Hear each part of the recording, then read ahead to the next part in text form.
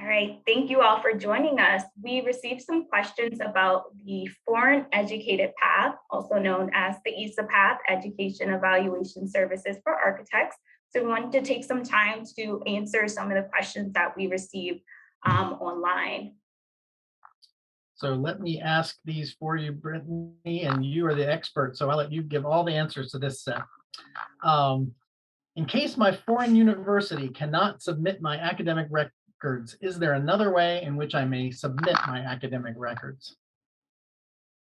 All right, if you are pursuing an EESA, typically only official documents submitted by your university can be accepted, but EESA is administered by the NAAB, the National Architectural Accrediting Board. So please reach out to them for specific requirements and procedures. If you have any obstacles or hurdles in obtaining your documents, the NAAB would have more information regarding the type of documents or any exceptions that they would be able to make. Okay, next question. If I have a bachelor's degree in architecture from a foreign country, somewhere outside the US or Canada, do I need to send this to NCARB or to NAAB for evaluation? How do I send it to them? All right, so again, I just want to just remind everyone who is pursuing EESA, the Education Evaluation Services, that EESA is administered by the NAAB, the National Architectural Accrediting Board. It is not administered by NCARB. So if you have a degree outside of the US and you are pursuing an EESA, you would want to visit the NAAB's website for document requirements. All required documents must be sent to NAAB. The NAAB will require official academic transcripts, which should be sent by your university, and course descriptions are typically uploaded by applicants electronically on the NAAB's website. But again, check the NAAB's website, their EESA site for specifics. And someone else had asked a similar question, where do I send my transcripts? I think that's the same answer, right? Send your transcripts to NAAB and visit NAAB's website. For all EESA documents, send your documents to NAAB. Transcripts, course descriptions do not need to be sent by your university. There is an option to upload your course descriptions directly into the NAAB's website. But yes, NAAB is the organization that should receive your EESA documents. So we have another scenario someone has asked about. I did my undergrad in a foreign country, somewhere outside the US or Canada, and I did a master's here in the United States. I have my transcript submitted. Now I'm verified, but I'm still required to submit a letter from my university here that here in the US, that my education from the foreign country was satisfactory. So, so we have to have that additional documentation. So when do I know that will be verified so I can start testing? So sort of a complex question. Can you shed some light on that for us? So if additional information has been requested from your university, please contact NCARB's Customer Relations Department to confirm if the additional information has been received. A customer relations specialist will be able to share next steps in your licensure process based on the information currently on file. Typically, if your degree has been verified in the system as a NAAB degree, you can go directly into the exams tab in your NCARB record to request testing eligibility. But based on this question, it sounds like we may be in need of some additional information. So just check with our customer relations department to see if that information has been received, and then they will be able to let you know next steps. Okay.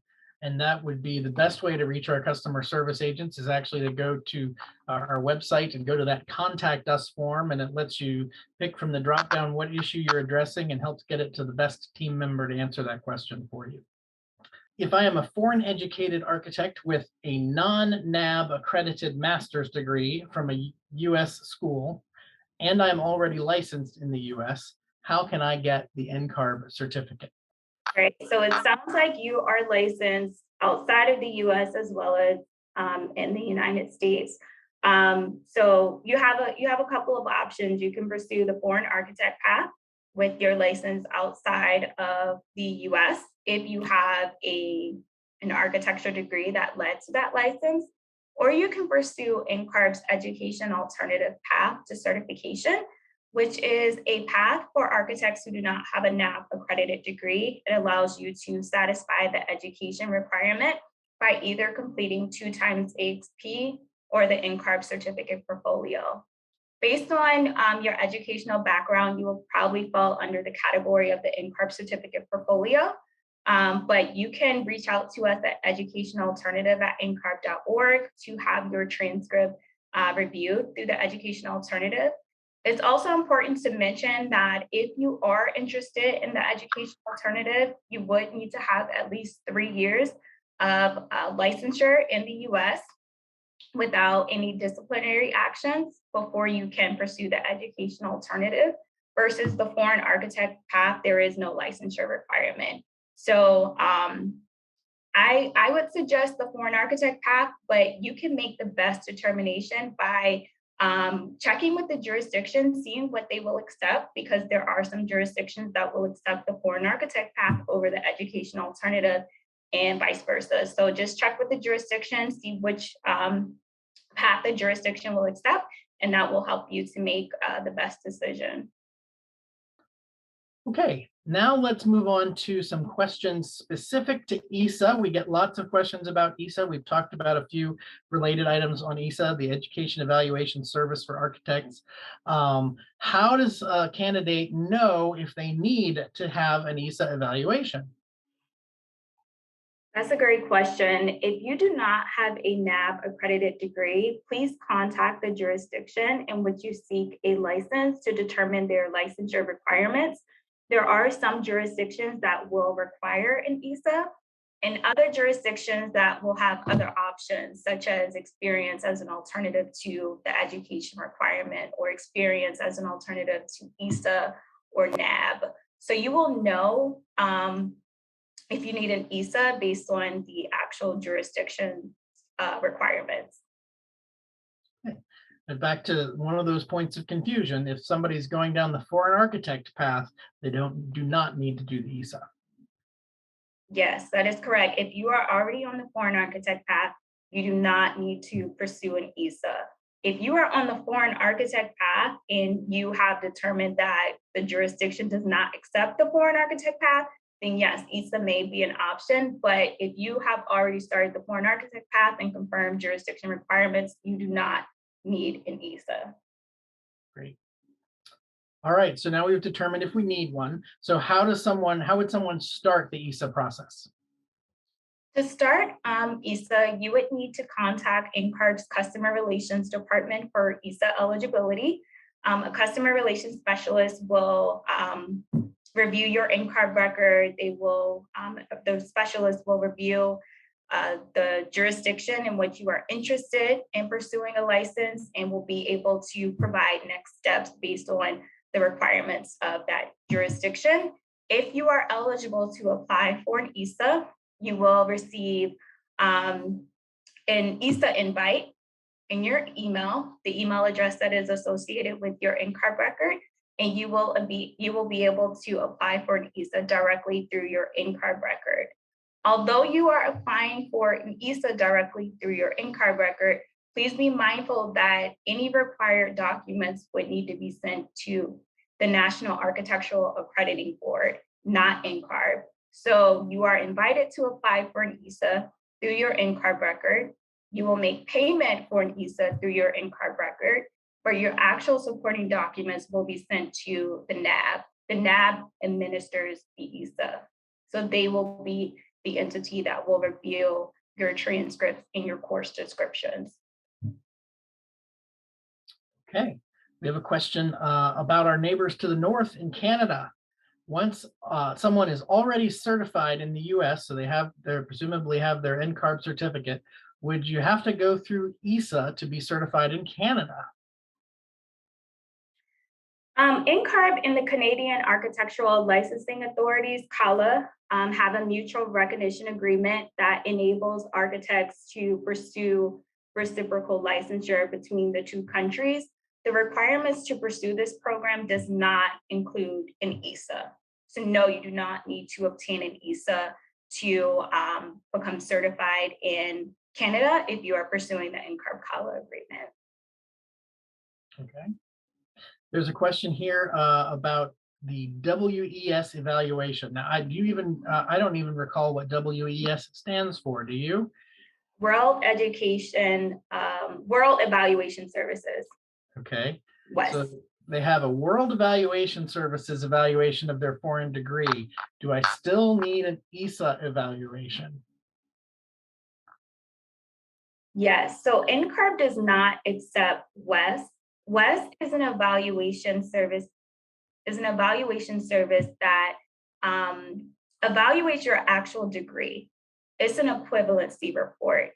The EESA is the Education Evaluation Services for Architects. So EESA is an evaluation related to NCARB's education standard.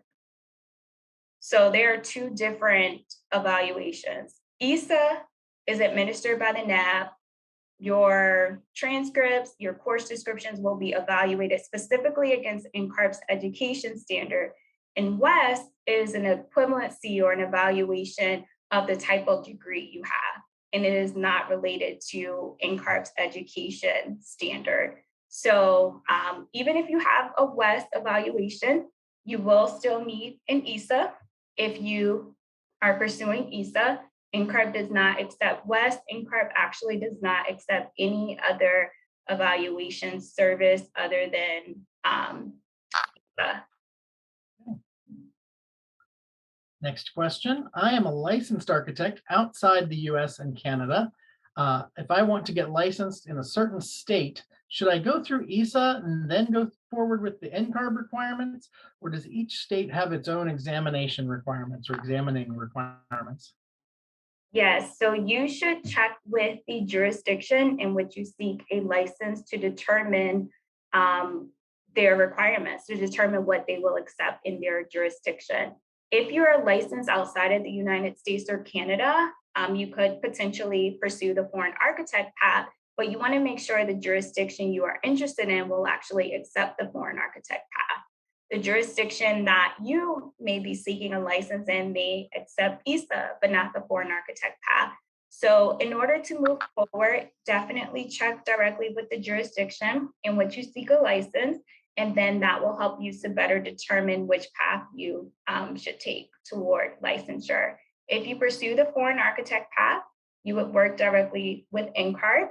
You would be made eligible to begin taking the ARI through NCARB. So you would be working toward a certificate, an NCARB certificate that would then lead to a license in a jurisdiction that will accept the foreign architect path to certification for a reciprocal license. If you work directly with the jurisdiction, you would obtain that license in that jurisdiction only. So you would be meeting the jurisdiction's requirements in order to become eligible for the ARI in that jurisdiction and in order to receive a license specifically in that jurisdiction. So in many cases, though, the foreign architect path is going to be the least costly path for folks and the simplest, right? Not always, but in most cases, if you're eligible for the foreign architect path, that's where you'd like to start. Just as Brittany's mentioned, make sure to check and make sure that yours is one of the jurisdictions, and most of them do accept that path. I checked the map today, but you can always use our licensing requirements tool available on NCARB's website to look up those options and see what states accept foreign architect for reciprocal licensure. All right, question again about transcripts. Is the transcript verification process different than the EESA process? This is a great question. I understand how it can be confusing as well. So a verified transcript in your NCARB record confirms that NCARB has received your official academic transcript and it has been verified. The information has been verified as being accurate. It is not the transcript that is used for an EESA. because the EESA is not administered by NCARB. So if you are pursuing EESA, please do not send your transcripts to NCARB.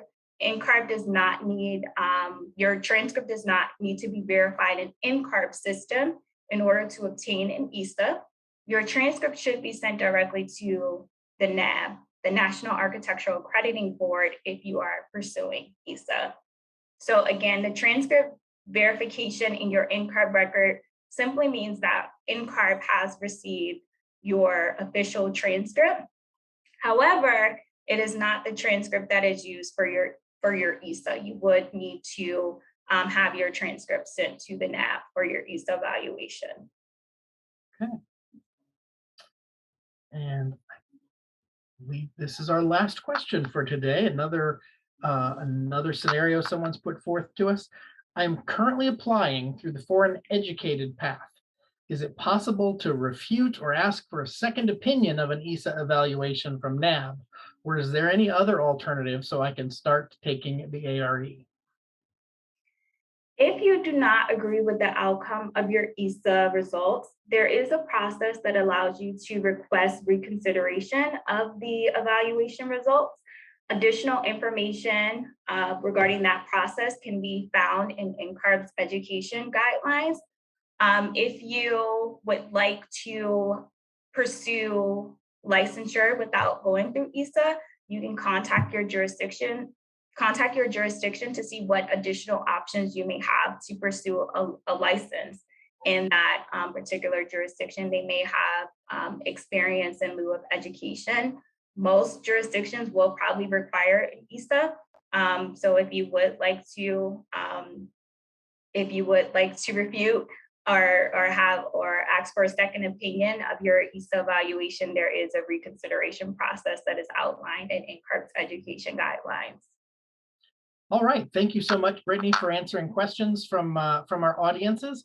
And if anyone has additional questions, you can always reach out to us through our contact us form on the website, or if it's a specific question about the foreign architect path or foreign related questions, you can email foreignarchitect@ncarb.org. Thanks again, everybody, and happy to help you on your path to licensure.